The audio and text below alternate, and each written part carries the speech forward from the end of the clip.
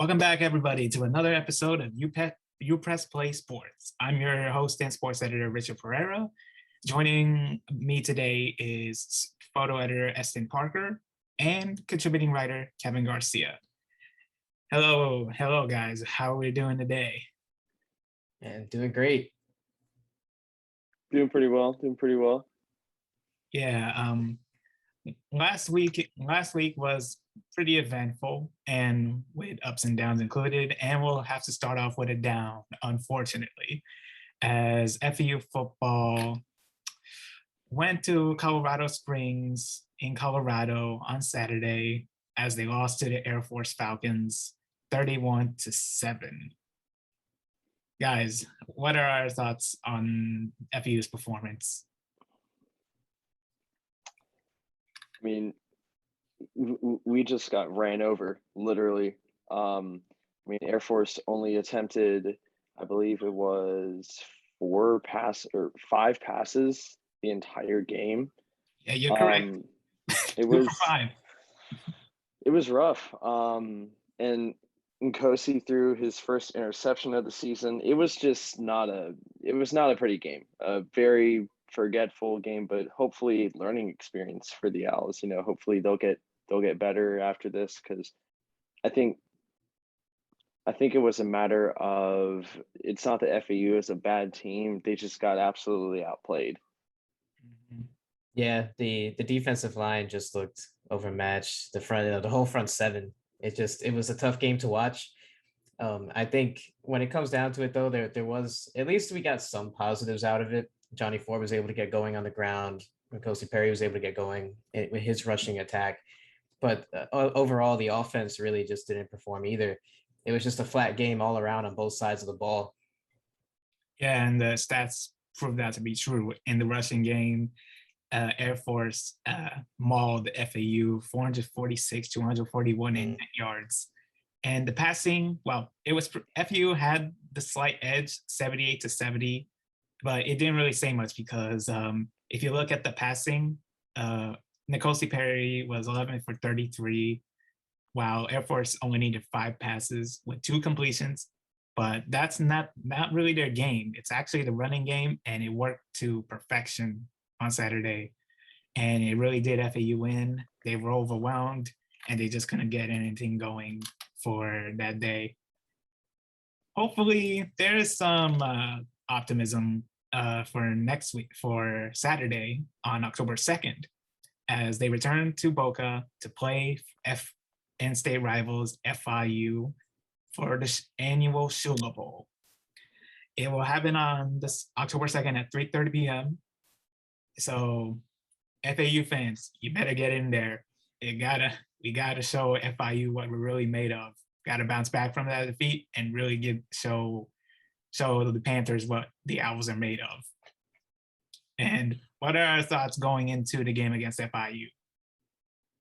Yeah, I think any improvement from last week would be a good thing.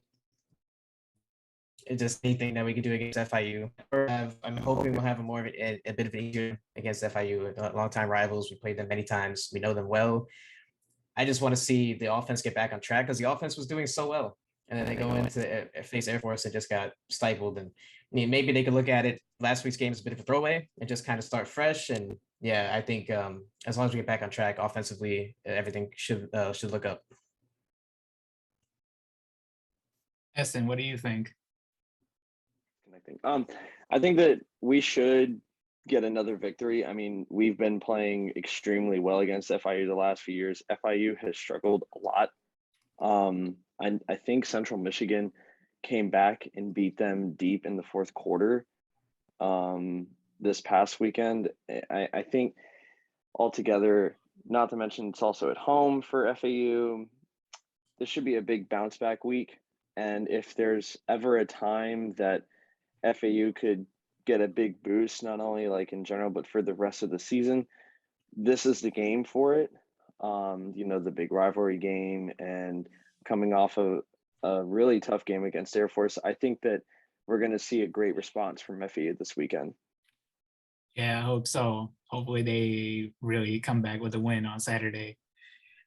And moving on from football, we have FEU soccer. And starting off with men's soccer, this Saturday, they cruised. They dominated Old Dominion with a 3-0 victory. They now have a record of 5-1-1.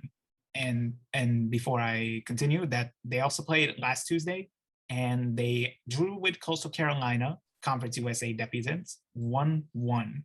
So it's a good start for FEU to start conference play so far. And going back on the game against Old Dominion, they had 13-4 shots at the advantage, while having 3 players score one goal each, with Philip Jock now leading the team in goals scored with 4. So, Eston, what are your thoughts on FEU men's soccer major improvement as conference play goes on? I think it's really exciting to see how the goals are being spread out amongst the different players. I mean, we came into the season with high expectations for Mikolenko, who, granted, got started off to a really hot start. I believe he has 4 goals as of right now. Yes, 3 at the moment. Okay, Philip Jock leads the team with 4 goals, while Mikolenko has 3. Okay, so I mean, yeah, we're seeing the goals being spread out. Jock with 4, as you mentioned, and Mikolenko with 3. Jose Alastui, Alastui, yes. thank you. Yeah, he has 3 goals on the season, and we're seeing really consistent play from this team. They're in great form, and they also have, when you watch them play, they command the field very well. They really don't back down from their opposition, and even when they are down in a deficit, as we saw against Florida Gulf Coast a couple weeks ago, they're never out of a game. So this is a really fun and exciting team to watch. So, Yeah, I have to agree with that. One of my expectations for the team before the season started was, how are they going to improve their offense, since it wasn't that great. It was like slightly above average. Now they're pretty much blowing the number of goals they scored in last season out of the water, and they're basically scoring twice as many goals as they did in last year. So it's pretty clear that they were focusing on improving their offense, and it's working at a great level. And I'd like for them to keep it up. Their next game will be tomorrow. Well, at the time of this recording, it will be on Tuesday at 6 p.m. at home against Jacksonville. After Jacksonville, they will head to Columbia, South Carolina to go against the South Carolina Gamecocks on October 3rd at 7 p.m. So, and Eston will be covering that. So it's going to be a lot of fun. Moving on to women's soccer, we had a draw on the road against the Charlotte 49ers, a 1-1 draw. And it was a solid defensive performance for the most part. Charlotte had 15 shots, 7 on target, and FAU had 6 shots to 3 on target. But FAU was able to have 6 saves to Charlotte's 2, showing that they were able to hold it down on the defensive end despite conceding a goal. Eston, what are your thoughts on FAU women's soccer continuing to draw games against Charlotte? I think you're starting to see a lot more of a well, I mean, we've been seeing this pattern. This is their 6th overtime game of the season. Yeah, they're pretty much overtime obsessed.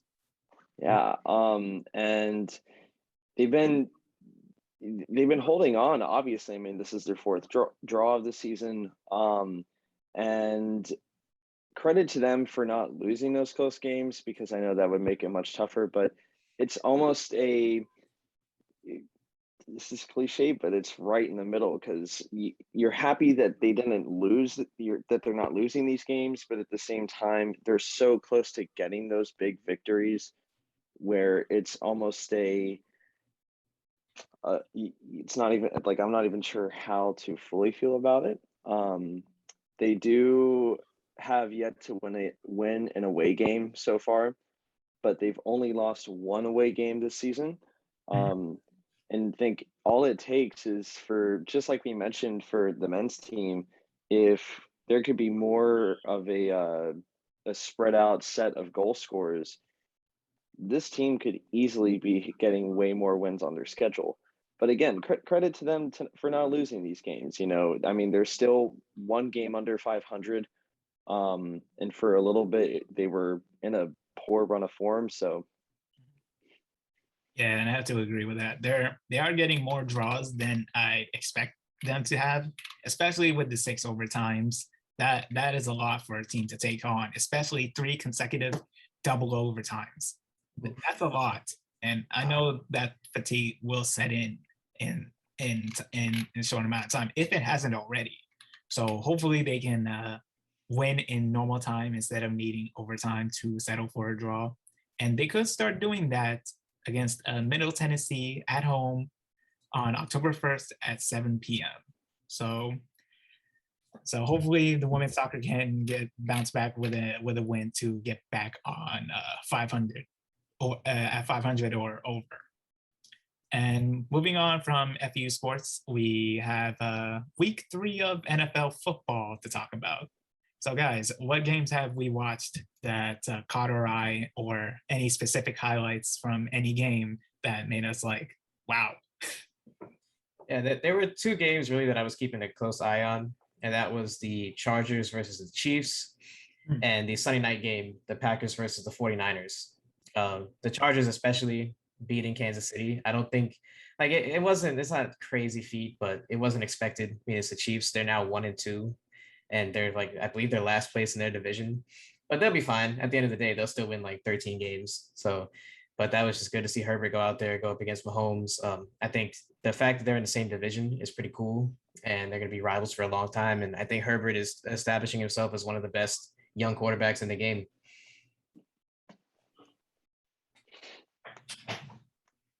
I know. I was surprised to see, somewhat surprised to see the Steelers drop another game to the Bengals. Steelers they're looking kind of rough. And also Justin Tucker hitting a 66-yard field goal. Yeah. If there was ever a team that would lose a game in that fashion, it would be Detroit. I mean, that is just so unfortunate. And I do have to mention my Dolphins. What can I say? Came close, but at least the Jets got blown out. But what else? Shut out, actually, 26-0 to the Broncos. To the Broncos. Jeez. I did not watch any games this past weekend, but I did see a specific highlight that made me I was like amazed and had a lot of fun with, and it was Jamal Agnew from the Jacksonville Jaguars, his kickoff returning touchdown by taking it all the way to the house. Like, it was over 100-yard touchdown, and the the commentating from Gus Johnson on that broadcast, it was hilarious.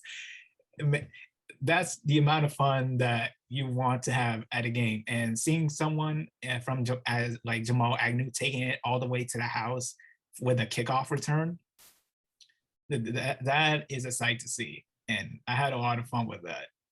Even if it was just one highlight and the Jacksonville Jaguars lost 31-19 to the Arizona Cardinals, it was still a good highlight for anyone, regardless of whatever team you support. That is a good highlight to see. And that will be it for this episode of UPressPlay Sports. Make sure to hit like and subscribe. Click the bell to keep up with notifications. Also, be sure to go on upressonline.com to keep up with news, sports, and more content alike. To follow us on Twitter, it's at Rich26 Pereira. For Eston, it's at Eston Parker. And for Kevin, at Kevin Gar658. Thanks for watching, and have a great day.